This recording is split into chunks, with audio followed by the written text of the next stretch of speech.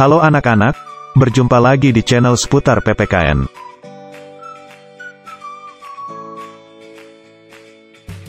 Ayo bergabung mendukung channel seputar PPKN. Dengan berlangganan atau memberikan super thanks, Anda dapat membantu kami untuk terus menghadirkan konten edukatif berkualitas. Adapun keuntungan berlangganan yaitu, akses awal ke video terbaru, akses ke website seputar PPKN yang memuat e-book pembelajaran, PowerPoint untuk mengajar, perpustakaan digital, latihan soal dan masih banyak lagi. Dengan uang 10.000, kalian dapat berlangganan dan memperoleh banyak keuntungan. Yuk dukung channel seputar PPKN agar terus berkembang dan menjadi sumber pembelajaran yang berkualitas. Klik tombol berlangganan atau super thanks sekarang juga. Hari ini kita akan membahas materi tentang Indonesia sebagai negara kesatuan. Adapun pembahasan pada materi pembelajaran ini yaitu 1. Ciri-ciri negara kesatuan 2. Pembahasan negara kesatuan 3. Kelahiran negara kesatuan Republik Indonesia. Mari kita bahas terlebih dahulu ciri-ciri negara kesatuan. Untuk lebih mengenal tentang negara kesatuan, tentu perlu mengenal ciri-cirinya terlebih dahulu. Adapun ciri-ciri negara kesatuan sebagai berikut. 1. Satu pemerintahan pusat 2. Satu undang-undang dasar 3. Satu kepala negara dan pemerintahan 4. Satu badan perwakilan. Jika memperhatikan ciri-ciri dari negara kesatuan, maka negara Indonesia termasuk ke dalam negara kesatuan. Berikut penjelasannya. 1. Seluruh pemerintahan di Indonesia dikoordinasikan oleh pemerintah pusat yang beribu kota di Jakarta. 2. Undang-undang dasar atau konstitusi yang berlaku juga 1, yaitu UUD NRI tahun 1945.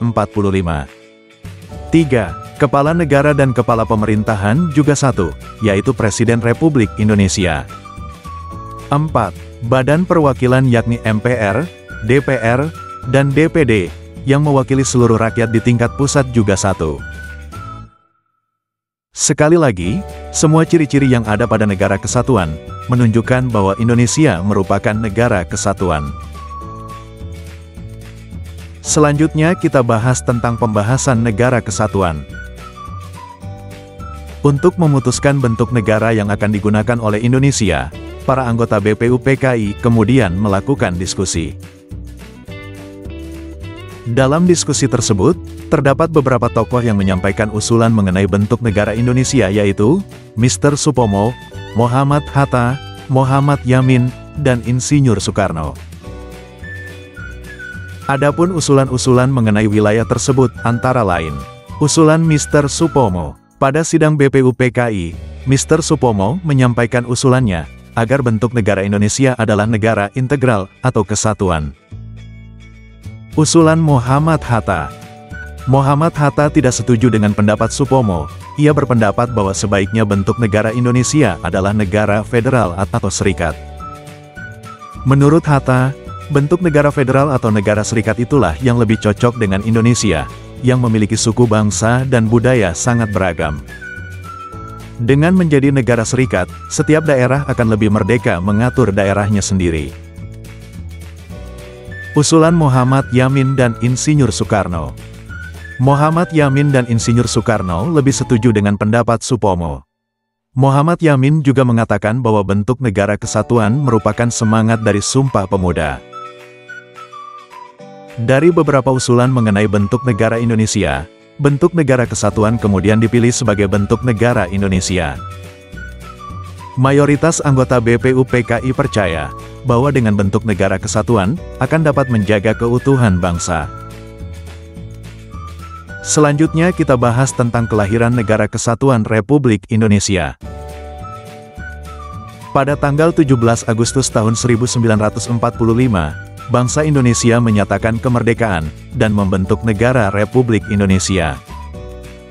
Proklamasi kemerdekaan dibacakan oleh Soekarno dan Hatta, yang bertempat di Jalan Pegangsaan Timur nomor 56 Jakarta.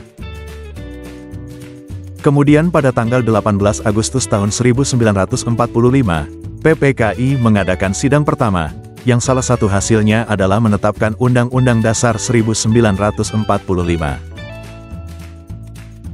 Penegasan Indonesia sebagai negara kesatuan kemudian tercantum di dalam Pasal 1 Ayat 1, Undang-Undang Dasar Negara Republik Indonesia tahun 1945 yang berbunyi, Negara Indonesia ialah negara kesatuan yang berbentuk republik.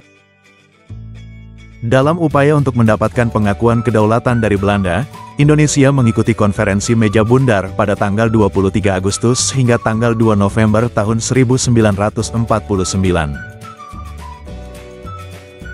Meskipun Belanda mengakui kemerdekaan Indonesia, namun sebagai gantinya, bentuk negara Indonesia berubah menjadi Republik Indonesia Serikat atau RIS. Perubahan bentuk negara Indonesia kemudian membuat daerah-daerah di Indonesia menjadi negara-negara bagian. Pada tanggal 17 Agustus tahun 1950, pemerintah menyatakan Indonesia kembali menjadi negara kesatuan. Perubahan tersebut kemudian membuat daerah-daerah yang menjadi negara bagian, berganti lagi menjadi provinsi-provinsi. Kemudian amandemen keempat UUD NRI 1945 pada tahun 2002, pada pasal 37 menegaskan bahwa, khusus mengenai bentuk negara kesatuan Republik Indonesia, tidak dapat dilakukan perubahan. Sekian dulu untuk materi hari ini, selamat belajar, dan terima kasih.